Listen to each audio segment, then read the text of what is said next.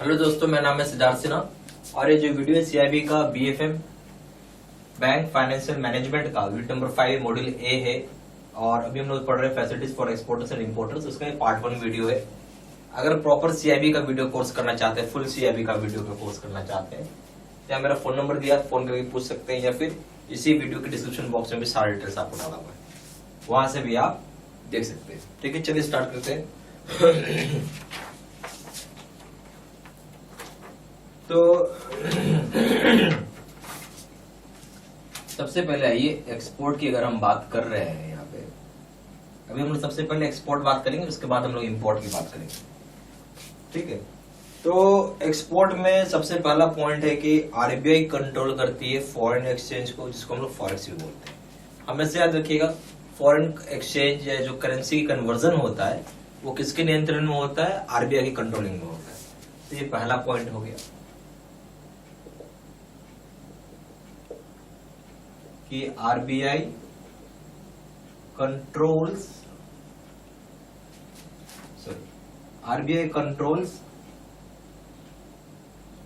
Foreign exchange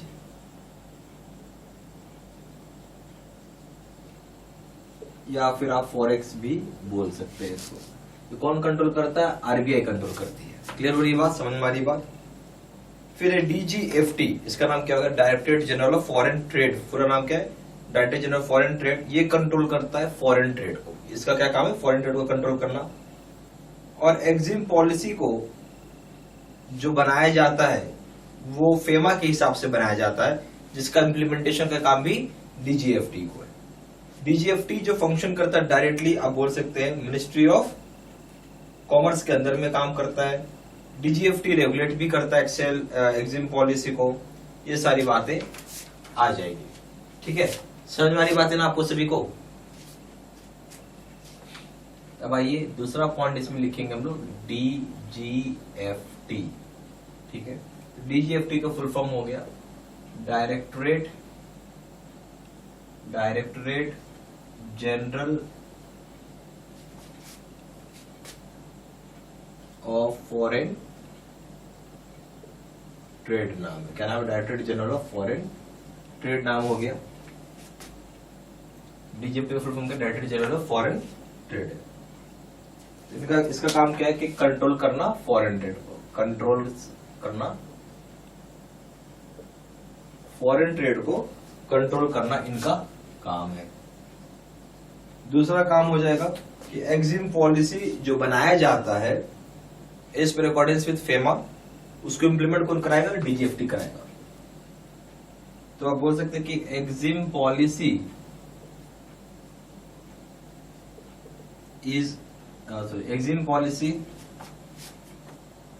is framed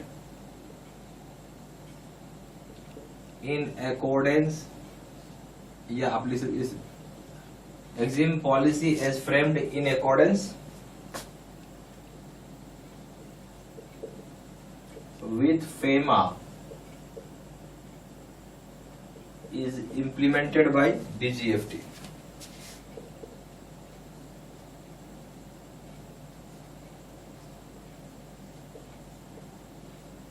implement कौन करेगा इसको? तो डीजीएफटी इंप्लीमेंट करेगा। ठीक है, फिर इसी डीजीएफटी के अंदर कंट्रोल में आ जाएगा। किसके मिनिस्ट्री के कंट्रोल में आता है? ये ministry of commerce and industry के कंट्रोल में आता है। तो बोल सकते हैं कि डीजीएफटी का जो फंक्शंस है अंडर डायरेक्ट कंट्रोल होता है। किसके डायरेक्ट कंट्रोल में है? मिनिस्ट्री ऑफ कॉमर्स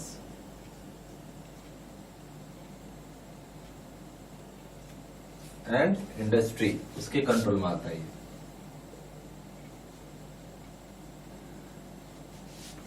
ठीक है,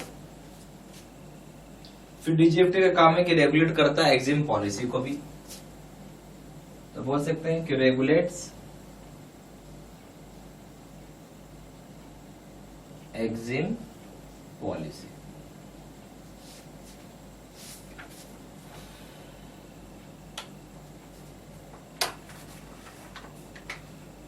ये सारा काम इसी का है। इसमें अब आइए एक तीसरा पॉइंट बना लीजिए।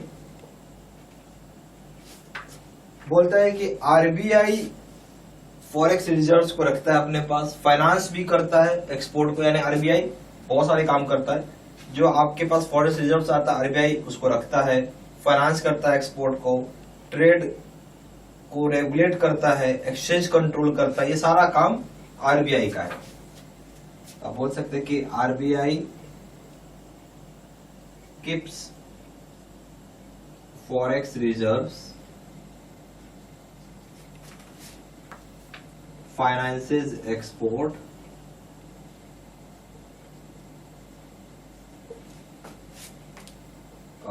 trade and regulates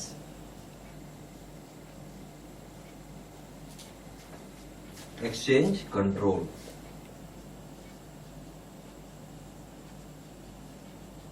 ठीक है, तो क्या रेगुलेट कर रहा है यहाँ पे? एक्सचेंज कंट्रोल को रेगुलेट कर रहा है। तो आरबीआई फॉरेक्स रिजर्व को रखता है, एक्सपोर्ट को फाइनेंस करता है, ट्रेड एंड रेगुलेट, ट्रेड और रेगुलेट किसको कर रहा है? एक्सचेंज कंट्रोल को रेगुलेट करता है। तो सारी बातें आप लिखते चलिए।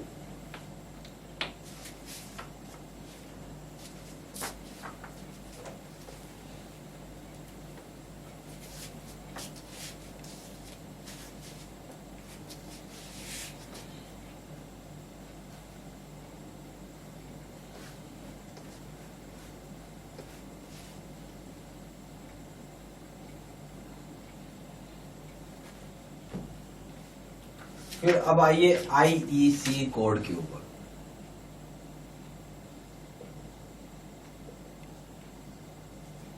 इसको हम लोग क्या बोलते हैं? इंपोर्टर, सॉरी आईईसी है तो इसको हम लोग क्या बोलते हैं? इंपोर्टर एक्सपोर्टर, ये कोड है। क्या कोड का नाम है? इंपोर्टर एक्सपोर्टर कोड ही है।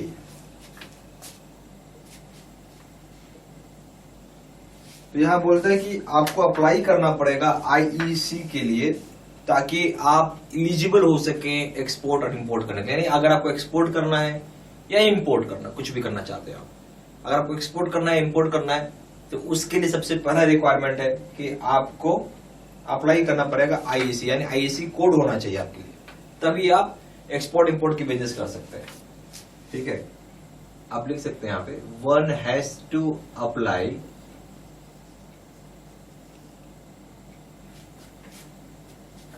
for IEC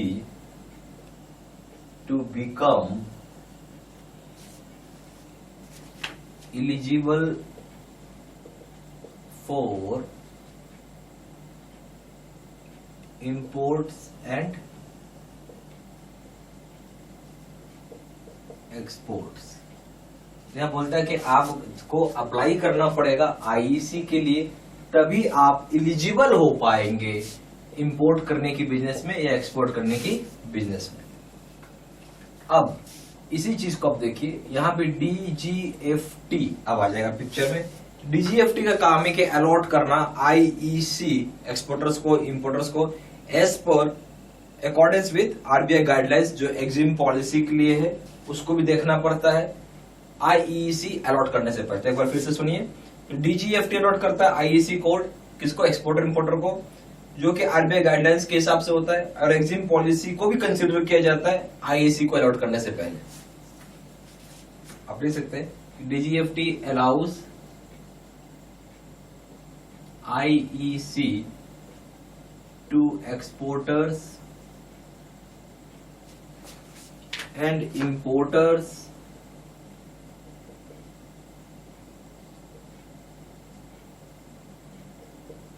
in accordance with RBI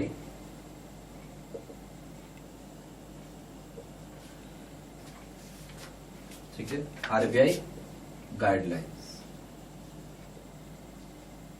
ठीक है, EXIM policy is also to be considered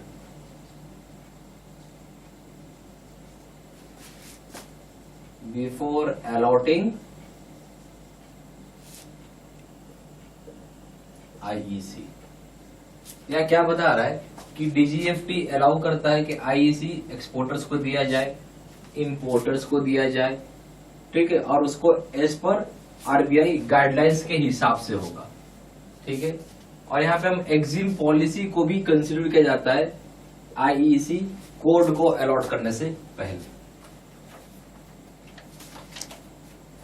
ठीक है। अब यहाँ पे आपको एक्सपोर्ट डिक्लेरेशन फॉर्म आता है जिसको आपको फिल करना होगा। एक्सपोर्ट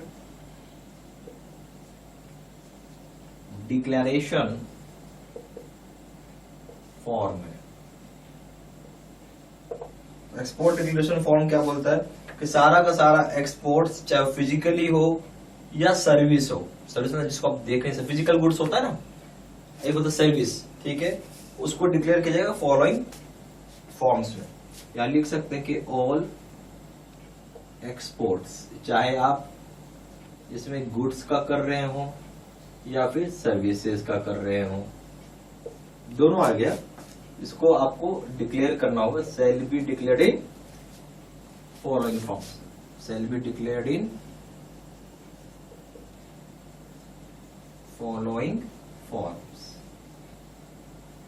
तो आपको कौन कौन सा फॉर्म है वो देखिए। सबसे पहला ये जीआर फॉर्म,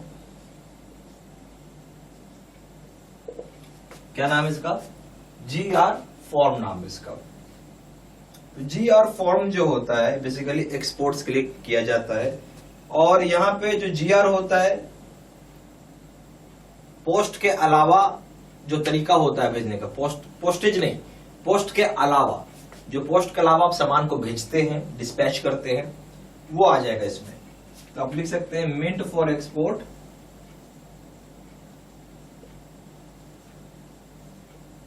ठीक है, made otherwise than by post.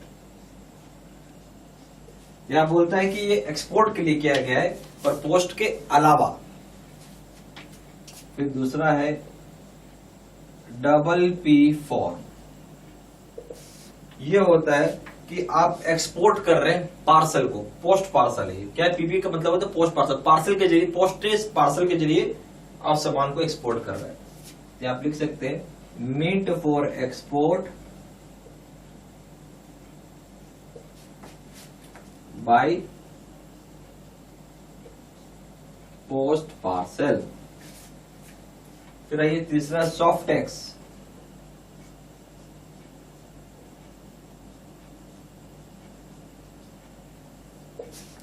तो यहां पे आप सॉफ्टवेयर का एक्सपोर्ट करते हैं, उसके लिए ये फॉर्म होता है। तो meant for software to export. ये सारा चीज जो मैं लिख रहा हूं ना, प्लीज कॉपी में लिखते चलिएगा, तभी समझ में आएगा और ज्यादा समय तक आपको याद रहेगा, ठीक है। यहाँ पे सीआईबी के दो तरह के कोर्सेज है। सीआईबी का पीपीटी यानी कंप्यूटर स्क्रीन रिकॉर्डेड कोर्स है, और दूसरा है सीआईबी का face to face video course. जो सीआईबी का पीपीटी कोर्स यानी कंप्यूटर स्क्रीन रिकॉर्डेड कोर्स है, उसमें क्या होता है कि आपका कंप्यूटर का स्क्रीन रिकॉर्ड किया रहेगा और उसको आपको पढ़ाया हुआ रहेगा। फेस टू फेस पे क्या होता है कि मैं बोर्ड पे आके पढ़ाऊंगा, जैसे कभी आपने जो वीडियो देखा बिल्कुल फेस टू फेस कोर्स था वो, जहाँ मैं बोर्ड पे आके पढ़ा रहा था। ये इस तरह का कोर्स सबसे बढ़िया होता है, बेस्ट होता है। और आप ये मान के चलिए कि ये कोर्स कर रहे हैं तो आप फर्स्ट टाइम में ही आप पास कर जाएंगे, कोई दिक्कत नहीं आता है इसमें, ठीक है। और उसके बाद इसमें सबसे बढ़िया चीज़ होती है कि डेप्थ, जो हम लोग डेप्थ खोजते हैं ना कि सब चीज़ कवर किया हुआ रहे, तो आपको इसके अंदर मिलेगा वो। और ये सबसे बेस्ट कोर्स है, सबसे पावरफुल कोर्स है। मैं यही कोर्स करने के लिए आपको रिकमेंडेशन दूंगा। दोनों कोर्सेज को कंपेयर करेंगे, दोनों जगह वीडियो लेक्चर कोर्स है, दोनों जगह केस स्टडी का वीडियो है। यहाँ पे 6000 से क्वेश्चन बैंक है, 12000 से क्वेश्चन बैंक है। यहाँ 30 मॉक टेस्ट है और दोनों जगह रिविजन नोट्स है। वैलिडिटी की बात करें, दोनों जगह वैलिडिटी लाइफ लॉन्ग है। पेपर एबीएम बीएफ हो या बीएफएम और रिटेल बैंकिंग हो, सभी के दाम 800 रुपये, यहाँ सभी के दाम 1500 रुपये। एबीएम प्लस बीएफएम का दाम यहाँ पे 1500 रुपये, यहाँ पे दाम है 2700 रुपये। अगर आप कॉम्बो पैक करते हैं, रिटेल पेपर एक साथ करते हैं, इसका दाम है 2000 रुपये और इसका दाम यहाँ पे 3500 रुपये, ठीक है। ज़्यादा जानकारी के लिए फ़ोन कर सकते हैं। फ़ोन नंबर हो जाएगा 4 9 6 8 5 1 2 7। दूसरा नंबर 7 है 2 7 5 4 6 9 4 6। वेबसाइट में जाकर डायरेक्टली ऑनलाइन ऑर्डर प्लेस कर सकते हैं। वेबसाइट हो जाएगा www.gibstudymetal.com। ईमेल आईडी हो जाएगा seedsinha123@gmail.com। ये सारी इन्फॉर्मेशन मैंने इसी वीडियो के डिस्क्रिप्शन बॉक्स में भी डाल दिया है। ठीक है, थैंक यू।